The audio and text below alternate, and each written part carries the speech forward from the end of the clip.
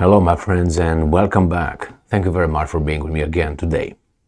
Bad news for us, for the Westerners, since the Russians are not capitulating. Somehow they find resources, material resources, intelligence resources, any kind of resources they're not losing. We've been told for 16 months that the Russians have been losing since February 24th, 2022. Somehow the bad dude is still in power, and they still have an army, they still have humans to fight for Putin. And the bad news here is, or the worst news here is that the Russians are making more missiles than they were making before. So they increased their production somehow. I don't know how is that possible, since we, who are very important on this planet, I mean the most important group of countries, we imposed 11 sets of sanctions on Russia. I think Russia has about, 12,000 sanctions imposed on it. Somehow it still manages to make missiles. Let me show you here a little beautiful article from Ukrainska Pravda. And Ukrainska Pravda complained that Russia steps up production of Kalibr and Kh-101 missiles by 3 to 4 times, Ukraine Defense Intelligence says. Well, since we trust these guys 100%, this is very concerning. Because if they increase it 3 to 4 times, that means these guys won't die. Jesus Christ. Let's see, June 23rd, 2023. Russia has expanded the production of Kalibr and Kh-101 missiles by 3 to 4-fold and advanced the use of missile weapons and unmanned aerial vehicles. I guess business is good in Russia. Somehow, with all these sanctions, on the battlefield they are not retreating. These guys are increasing their production. The Russians are not starving. What's going on? What should we do? Oh, how about the 12th round of sanctions? That would work for us. So this is according to Major General Vadim Skibitsky, Deputy Chief of Ukraine's Defense Intelligence, in an interview with RBC Ukraine. You see? Very interesting. You're not going to hear about this kind of things anymore. Interview with this by two guys, Zelensky and Budanov. I'm waiting for their interviews with someone. That would probably convince a lot of people that they are still among us. But anyway, let's see what the quote is.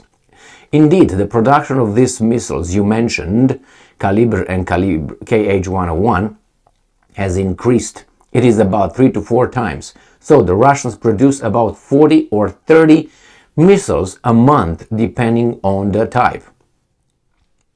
They produce fewer Kinzhals, hypersonic ballistic missiles, up to 6 pieces a month. The production level is now even slightly higher than before the war. Holy moly macaroni! Details, he added that Russia used a significant number of missiles from its stockpile from October to January. Well, yes, indeed, they did that. Quote, if we analyze, March and April were quiet. I won't say calm, but the use of missile weapons was the lowest since October. That is true. The occupiers have amassed their reserves, resumed production of most items, and changed or even advanced the tactics of using missile weapons and unmanned aerial vehicles. We saw the results of these efforts in May, especially if we look at the figures concerning the UAVs. They have been used the most since October last year. Skibitsky also commented on the emergence of the BAL system in Russia's Bryansk Oblast. It fires a Kh-35 Soviet turbojet subsonic cruise missile launched from surface ships and coastal defense batteries. I covered it in one of my videos, and they were all like, what's going on here, buddy? I don't know, they bring new stuff. Do they have new stuff? No, old new stuff. He said that intelligence has the evidence that Russia has been actively working to modernize these balls and gain the ability to use them against ground targets. Again, I'm quoting, the Bal and the Bastion coastal defense missile systems were used both in the Crimean Peninsula and Kherson Oblast to hit ground targets. However, the effectiveness of such use was low because these systems are designed primarily to combat maritime targets. Doesn't make sense. I will tell you why. BAL is an anti-ship system and therefore it's ineffective against land targets. Okay, let's leave it here. I mean, if you're able to pinpoint a target somewhere, what would be the big difference between a flat land and a lot of flat land? I mean, one flat land is the sea, the other one is the steppes of Ukraine. There's no mountains there, if that would be the impediment. What else? The detection? You still go by the metal or by the heat, by unbelievable. But anyway, let's leave it there. We don't know enough to have a deeper conversation on that. I think we know enough here for the purpose of this article. However, at the same time, we have evidence that the Russians have been working very actively to modernize this system and be able to use it against ground targets. The issue is being monitored. It is really relevant and it can be one of the threats to our cities and civilians. Again, in early June, Yuri Ignat, spokesman for the Ukrainian Air Forces, told Ukrainska Pravda that Russia continues to receive components and produce missiles. Then what? What are you gonna do? You already placed 11 rounds of sanctions. The thing is this, if you still need to add, that means the previous ones did not work, because you wouldn't have to continue to shoot yourself in the foot if the first one would have worked, the second one, third one, fourth one, and so on.